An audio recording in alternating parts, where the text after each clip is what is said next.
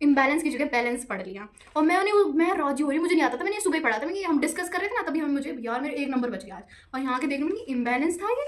तो मैंने यार कुछ तो ढूंढूं, लाठी वाठी कुछ तो ढूंढूं, कुछ नहीं मिलता है ना। अंकल ने बीच में रास्ता चेंज कर दिया।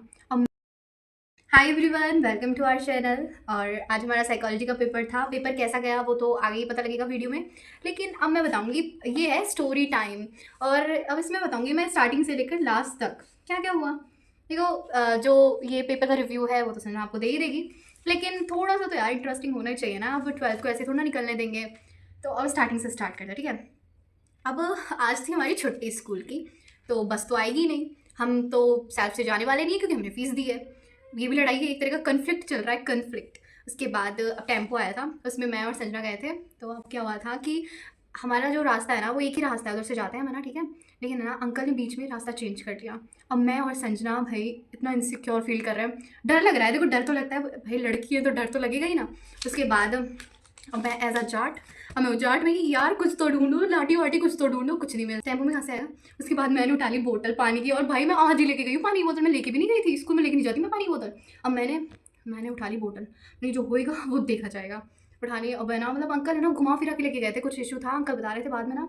तो हमें तो पता नहीं था पहले, हम तो बस घबराए जा रहे हैं। मैंने बोतल उठाई, मेरी संजना कुछ है क्या तेरे पास। फिर वो बोल रही है कि नहीं यार मेरे पास कुछ भी नहीं। मैंने कोई नहीं, अपन दो है ना, दो बहुत हैं।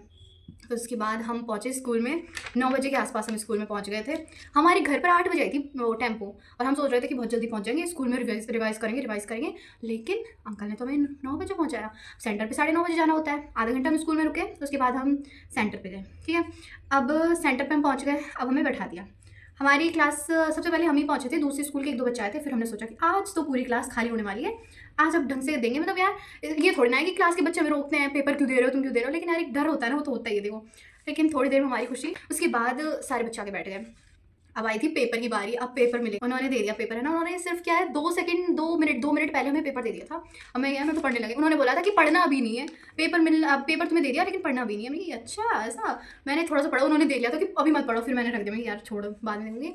उसके बाद मैंने, ये मेरा पेपर है, हमारा आया था सेट 4। मैं सोच रही थी कि मेरे पास सेट 4 आया और सबके पास अलग अलग आए थे, तो सबके पास ही सेट 4 आए थे। लेकिन मैंने पहला क्वेश्चन देखा, अच्छा था को, मतलब पेपर अच्छा था, हो गए मेरे से सारे क्वेश्चन हो गए थे एमसीक्यूज़ के। और मुझे लग रहा था मेरे सारे एमसीक्यू गलत जाएंगे।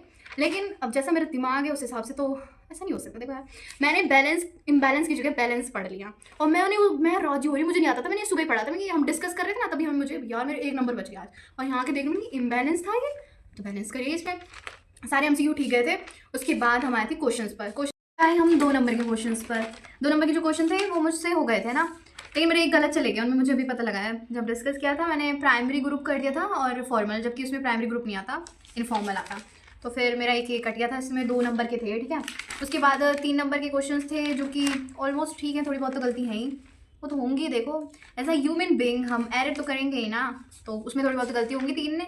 और फिर चौथा 4 नंबर के थे, फिर उसके बाद ना उनमें भी है थोड़ी बहुत गलती। मतलब ओवरऑल देखा जाए तो जितना डिफिकल्ट सोचा था उससे ईजी आया है।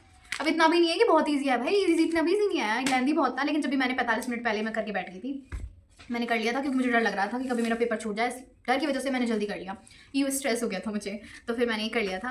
एंड हमारा पेपर हो गया। अब मैं राजी कि अच्छे नंबर आएंगे। जैसे डिस्कशन सेशन स्टार्ट हुआ तो वैसे ही मैं दुखी, क्योंकि मुझे पता लगा मेरे बहुत नंबर कट रहे हैं। कम से कम 5-6 नंबर तो सीधे सीधे जा रहे हैं, और फिर कटेंगे जो मैंने क्या क्या लिखा है, जो भी ठूस के आई हूँ मैं उसमें कटेंगे नंबर। उसके बाद चलो कोई बात नहीं, कोई बात नहीं यार, कटते गए नंबर तो कटने के लिए बने। अब उसके बाद हम बैठ गए टेम्पो में। रास्ते में हमने बोला अंकल से कि अंकल आज प्लीज़ हमें बस मतलब आपका टेम्पो रोक देना, हमें गोलगप्पे खाने हैं। अंकल ने रोक दिया। फिर हमने गोलगप्पे ठूसे, 5 गोलगप्पे ठूसे मैंने और 5 संजना ने।